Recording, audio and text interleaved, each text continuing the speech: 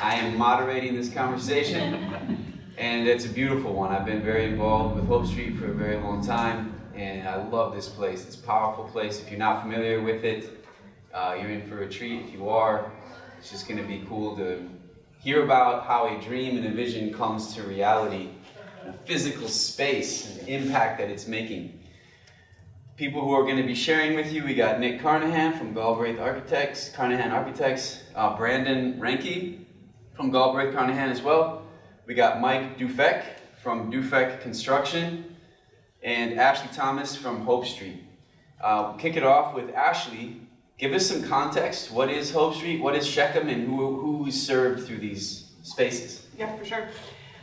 So Hope Street is the greenhouse for people here on 26th and Capitol. And we always start with that because it's just a really beautiful metaphor that kind of invites you into what happens, our culture, who we serve, what we do within our spaces.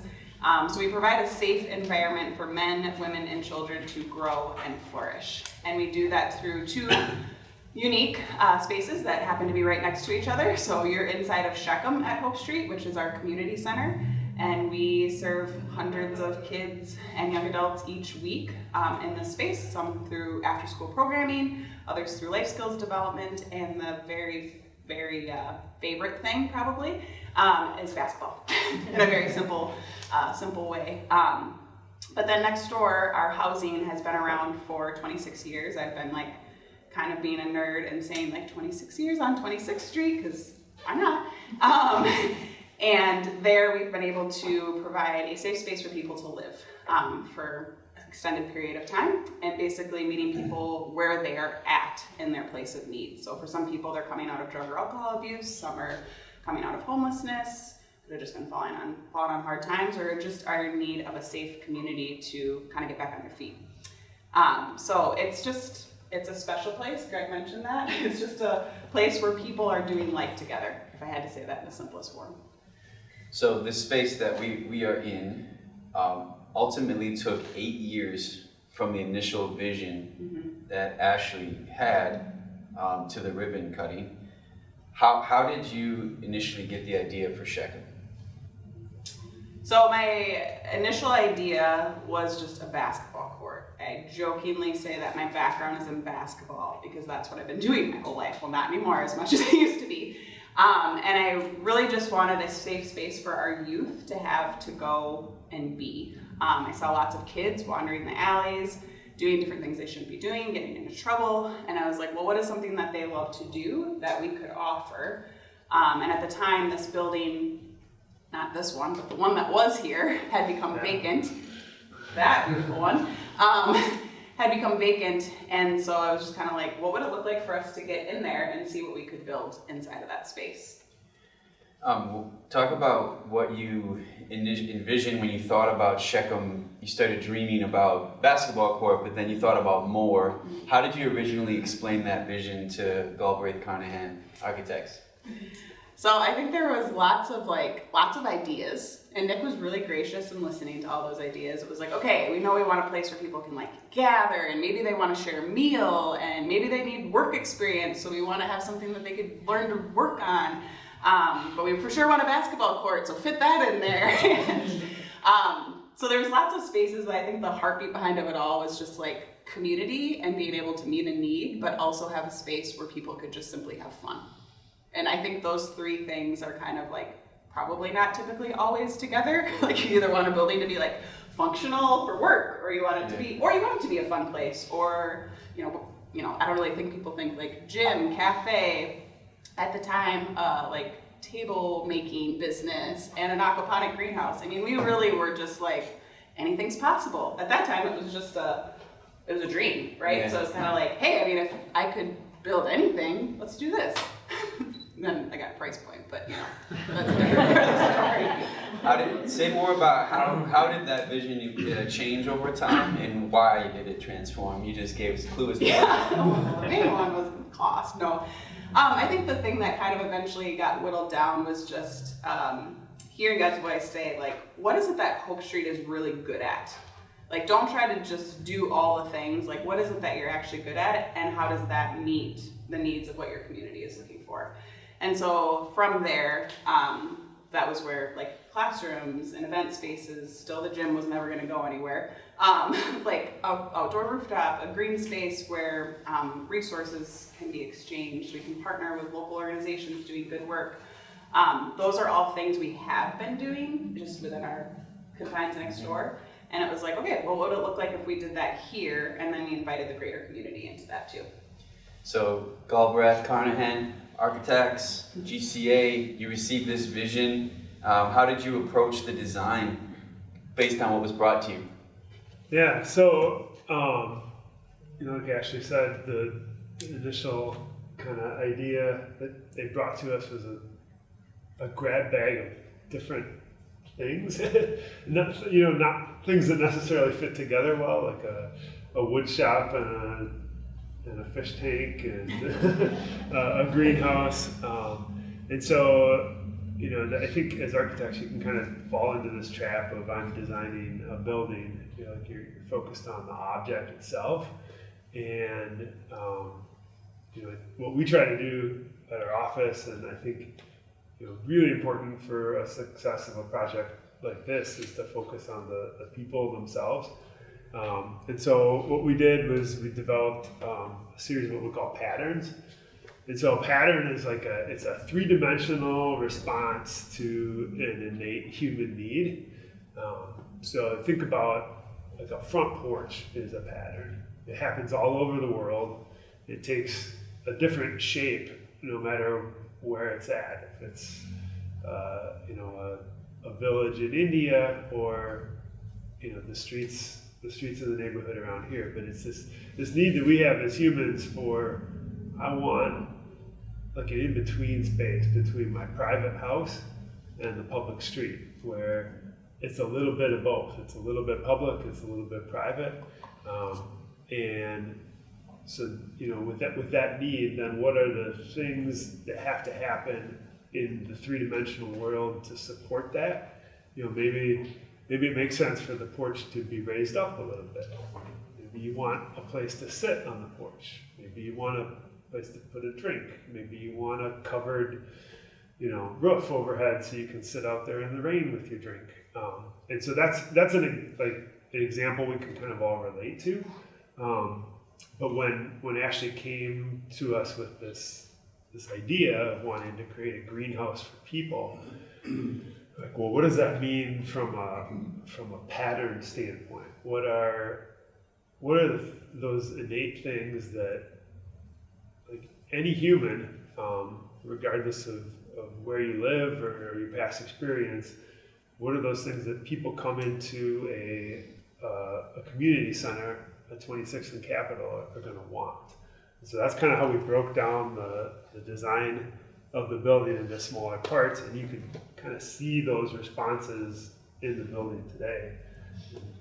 Yeah. Brandon was the guy that kind of pulled it all together. Yeah, sure. So I guess one of those patterns that Nick talked about was courtyard, for example. We can all relate to that, and kind of solving the problem of this building is on a very busy street. The traffic is buzzing. You can see it out there right now. The traffic just flying through very loud, and trying to create this nice area of refuge. Coming in off the street, coming into this building, so the entrance to the building is not right on Capitol Drive. It's set back. There's kind of this entrance sequence of moving through the space before you actually come in to the building. And there's that low wall out there too, to provide seating for people waiting to get picked up, and provides an additional level of protection from the street as well. Yeah, it's kind of a refuge off of the street where you're out in the chaotic world, and before you come into the building, you've got this little moment of calm before you change directions and enter in. Yeah, it's beautiful. Ashley, anything else you guys want to add about the design, or your favorite pieces, your favorite moments in this space? Like, what were you most excited about as architects when you see it come to life? What pieces were you most excited to see? I would say just the whole entrance sequence from the street. You walk in the street, you're turning, you're into this courtyard, looking at this giant glass tower, you're going under that kind of compression, then you're coming in, and there's this water feature now inside the building. There's a giant staircase coming up. And that's another one of those things that kind of added, like, we need a water feature inside the building now. Okay. I think I was the second person to fall in it. Yeah, I like how different it is from the rest of the neighborhood. So, when we went down to pull the permit for the building, the lady taking our formwork at the city was like incredulous. Wait, it's a new building at 26th and Capitol? Oh, that's a lot of glass, isn't it? And I'm really proud that, a building that looks like it belongs downtown can be built here. And, yeah, I mean, one of the early stories Ashley told me of a young man just kind of staring at the building with tears in his eyes, and she's like, "What's going on?" He's like, I don't know the exact words, but the sentiment was, I just can't believe that somebody put a building like this in this neighborhood. Like the sense of pride and value that a person felt walking by. It's profound. You have any comments about that? Yeah, no, it was just as simple as he just said, like, you built this for us? Like, this is for, like, us to go into? And I was like, yeah. And he just, like, teared up and, like, walked away. And it's just, yeah, I mean, that's just something that you can't place a value on that, which I know is just really And that is important. the truth of the matter right there when it comes to investing in neighborhoods like this. That's the truth of how people treat that. It's beautiful. So how were, this wasn't free, right? They didn't give it to you? So, there's still time. how were funds raised for Shechem? Where did you look? What were some strategies and what challenges remain? Just tell us the story. Yeah. I think the most beautiful thing about this building is that we literally got what we needed every step of the way. All the way down to like when we first knew we needed to tear down a building, I learned that it cost over $100,000 to do that, which was mind-blowing to me. And I contemplated like, well, can we just like light a match and pretend somebody else did it? I'm like, seriously, I'm like, that's insane. But what we did is we kind of just went to our community and said, we looked it up and found out that's called that's arson. Yeah, we can't do that. We're not going to jail over this, no. So basically the first iteration was kind of going to our community and saying like, we want you to actually physically, oh, hi Talia, baby girl. We want to actually collect change. And so our members, people that are supporters, collected change for a couple of months, and we literally raised I don't remember the exact amount, but like $112,086 or whatever to tear the building down. And then we waited, because then there was just this next season of like, okay, well, we got the building down, now we have this vacant lot. We eventually built a refuge garden, and had some spaces where people could walk through and read the story of Shechem, because everybody was always like, why Shechem? Why are we calling it that? And then we just kind of continued to story tell. I carried a very pretty picture that Nick and Brandon created for a very long time and told people why it mattered. And bit by bit, people invested in it and believed in the vision. We eventually got to a place, let's briefly tell this story. We had a funder, like a loan, somebody that was going to give us a loan. That fell through weeks before we were going to do, actually almost days before we were going to do our groundbreaking, which was devastating. It was one of the hardest emails I've ever had to send out to our supporters, because I just felt like I let people down in many ways. We still came on this lot and we did a promise groundbreaking. We told the community that like, we don't know when we are going to build this building, but we promise you that we are committed to doing what we can to build it. We believe in you, we love you, and like, we're here to stay. And getting goosebumps thinking back to that. And it was really beautiful. And fast forward, we're like into our new year. It's January, we have a brand new board member that's joining. We're talking about like, what do we do now, right? Because we're just kind of, we have this lot. We told people we're going to build this building, but we don't know when. And he's like, well, what's the problem? And I was like, well, we don't have a bank that wants to loan to us. Like, nobody wants to loan a nonprofit millions of dollars. And he's like, that's the problem? And I was like, yeah. He's like, okay, well, let me make some phone calls. And long story short, within a couple of weeks, we had 2 different banks that were willing to work with us, and we signed with one. And we're calling up Mike and his team to be like, hey, we can actually build. And we went from there. So we still have a loan for this building. We raised what we needed to be able to secure that loan, and then therefore we're able to build the building. We still have about 2.89 something, Kendall would give you the exact number, left to raise, and so we've been doing that as diligently as we can. Say more about some of the events you put on, strategies you use to raise money throughout from 2021, 2020. Yeah, so one of my favorite things about this building is we have a reed wall. And if you haven't seen it, I'll show you guys afterwards. But those reeds represent people that contributed something to the building of this building. Typically, you see like, if you give $10,000, we'll write your name on a plaque and plop it up on the wall, right? Or whatever, some large amount of money. We didn't want it to be about that. We wanted to really highlight the fact that this community truly helped build this community center. And so those reeds, what we did for, I remember we had like 8 events. We went all across the city to like different locations, and we brought those reeds and we asked people to paint a side, write something encouraging, their name, a verse, whatever, prayer on the back of it, and then to give something. And so that event alone raised $100,000 in a week. So we did like creative things like that where we wanted to just engage people in the process. I honestly don't remember I've now had 2 kids since building this building. I most days don't remember what I did yesterday. But there was lots of different things along the way that we just felt like, okay, we're supposed to do this, and so we tried it. We were by no means experts. I have never raised this much money in my life, and no one on the team has done the same, and yet we just felt like we were taking the next obedient step, whatever that was. Yeah, and I can jog your memory a little bit.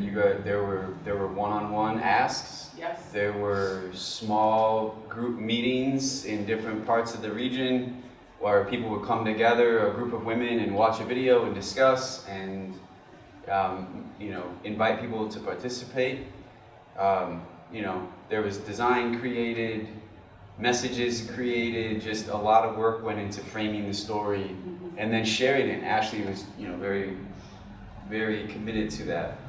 I think too, you adapted your vision. Like you came in with this really big list of stuff, and it's kind of reflective there. The image on your right, is what we worked with the first couple of years, and then, as you kind of tested the waters and found what you'd be able to fundraise, you were adaptive and responsive to kind of the reality of it. Yep. We did do a feasibility study with a local firm where they basically interviewed some of our top supporters, and then they came up with, like, we think projected you could raise $2.8 to $3.2 million towards this project with your current database.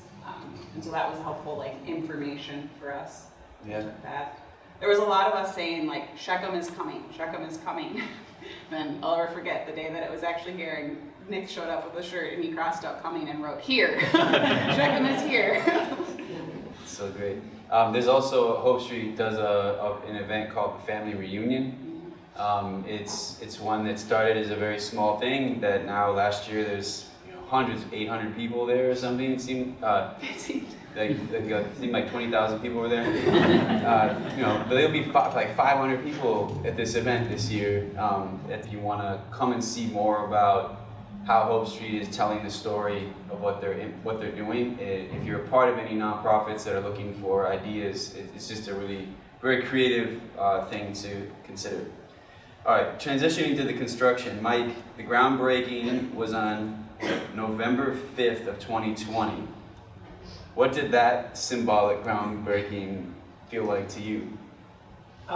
For us, it was actually, when we talked about construction, I actually thought we had the hardest part. And then hearing about the fundraising, hearing about the design, I thought, well, maybe our part wasn't that big of a challenge. But for us, even when Nate first brought the project to us, you could sense it was something different. It was something that, for me personally, and I think for our team, we've always had a vision of saying we want to do more than just build a building.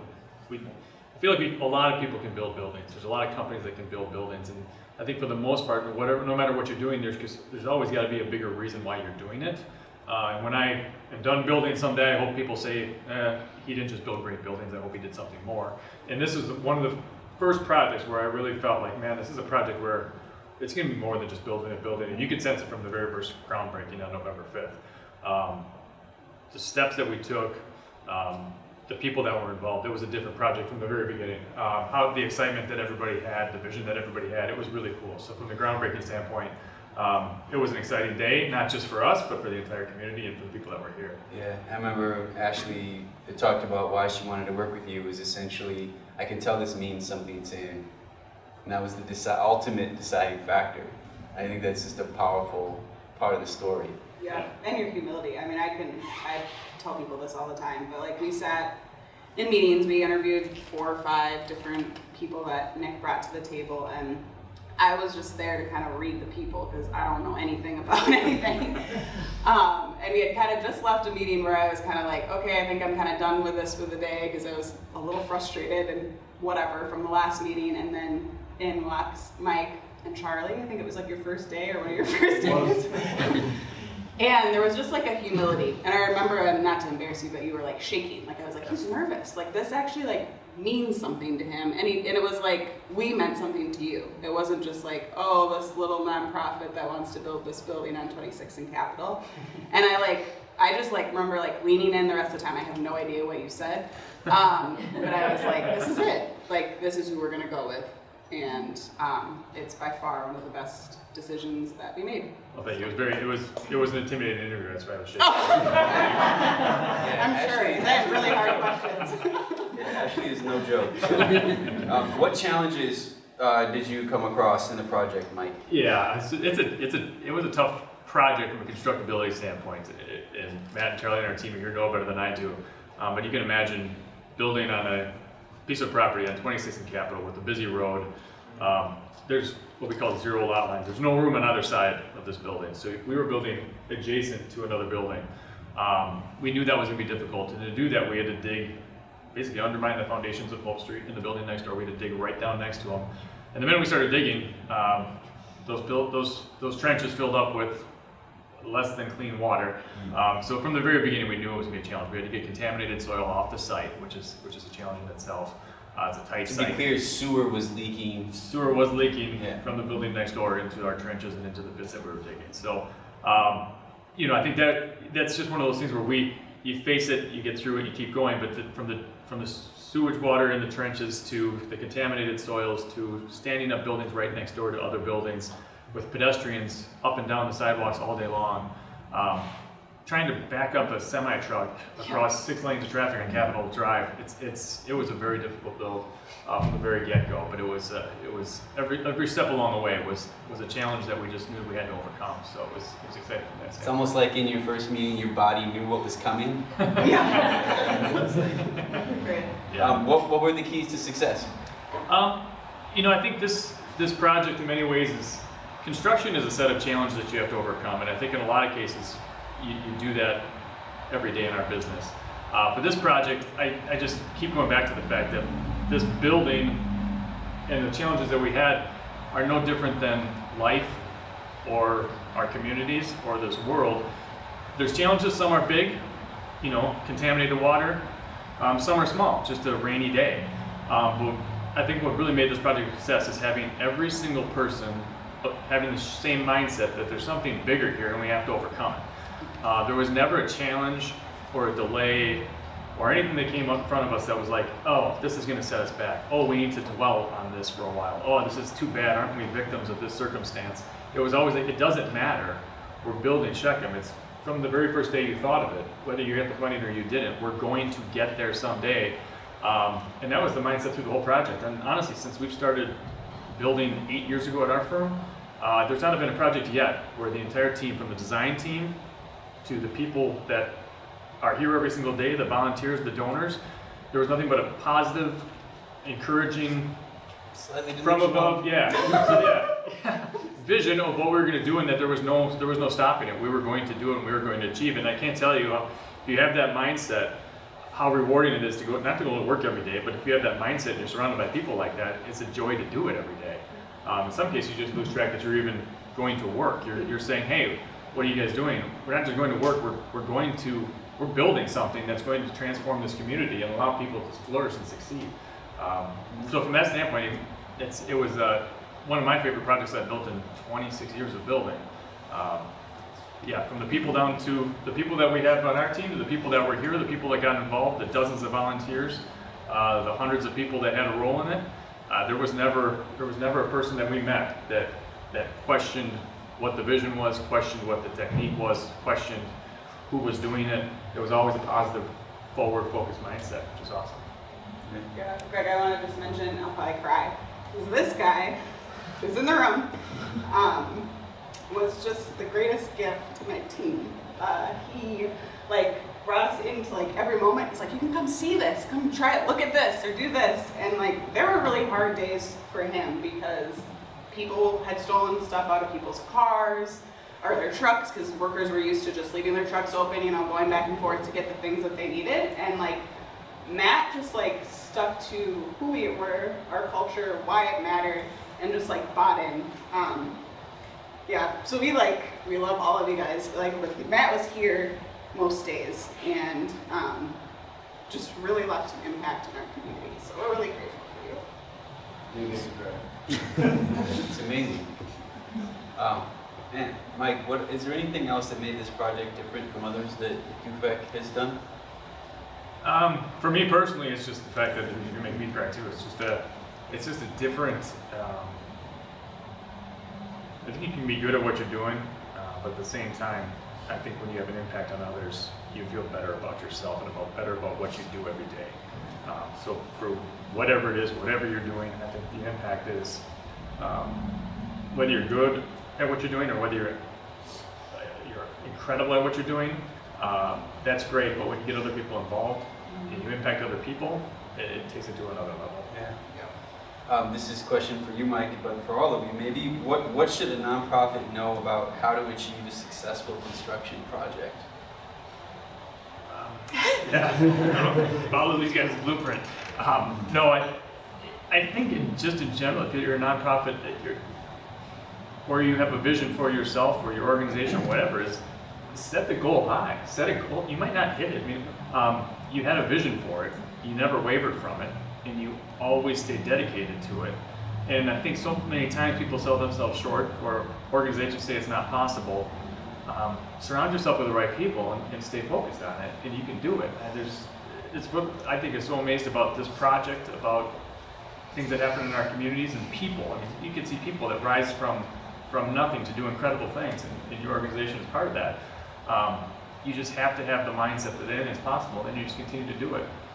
I think it's for me personally, I appreciate it so much. I started Duffek Construction in my basement at a table I got for a wedding. Look where we are now. Look where we are today. It's amazing. Yeah, it's powerful. It's so powerful. Did any of you lose sleep at any time? What was that like? Yeah. That's it. One more sincere question about that before I think about if you have any questions. How did you comfort yourself through the insanely scary moments of building a thing? Yeah, because it can be scary. Fundraising, what are we going to do about this or that? It creates stress. How did you manage that stress and comfort yourself and each other through that? I think one word comes to mind for me, and it's just team.